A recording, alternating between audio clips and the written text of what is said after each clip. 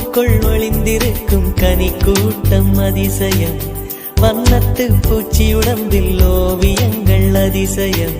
துணை செல்லும் காற்று மெல்லிசையாதல் அதிசயம். குருநாதர் இல்லாத குயில் பாட்டு அதிசயம். அதிசயமே அசந்து போகும் நீ எந்த அதிசயம். கல் தோன்றி மண் தோன்றி கடல் தோன்றும் முன்னாலே உண்டான காதல் அதிசயம்.